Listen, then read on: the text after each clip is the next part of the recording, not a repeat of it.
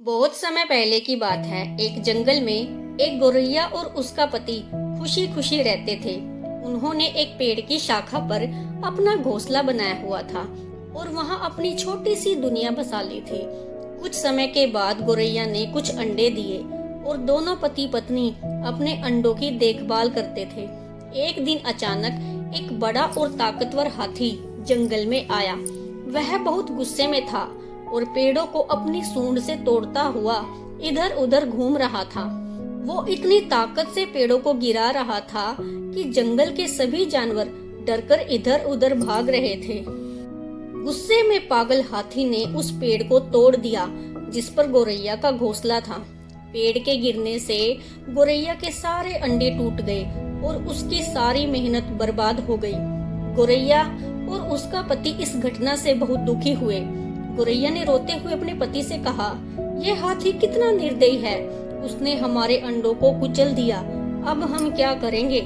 उसका पति भी दुखी था, लेकिन उसने गौरैया को ढांढस बंधाया और कहा, अब रोने का कोई फायदा नहीं है, हमें इस हाथी को सबक सिखाना होगा।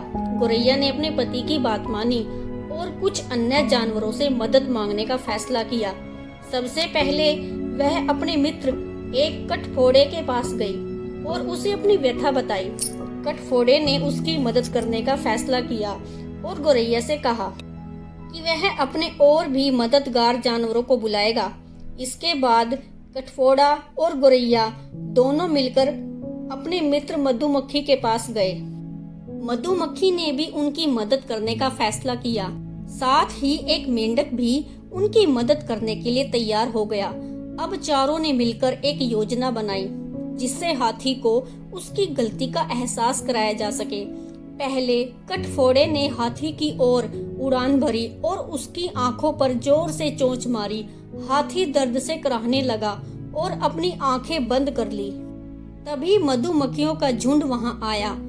उसने हाथी की सूंड और कानों पर डंक मारने शुरू कर दिए। हाथी को और भी ज्यादा दर्द होने लगा और वो इधर उधर भागने लगा।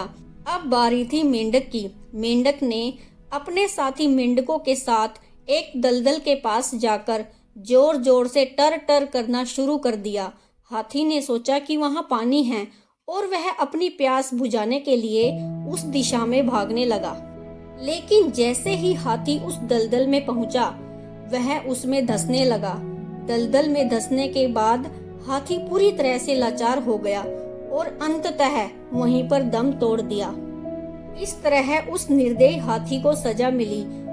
गौरैया और उसका पति फिर से खुशी खुशी रहने लगे, क्योंकि उन्हें एहसास हो गया था कि चाहे कोई कितना भी बड़ा और ताकतवर क्यों न हो, उसे अपनी बुद्धिमानी और मिलकर काम करने से हराया जा सकता है। Thanks for watching.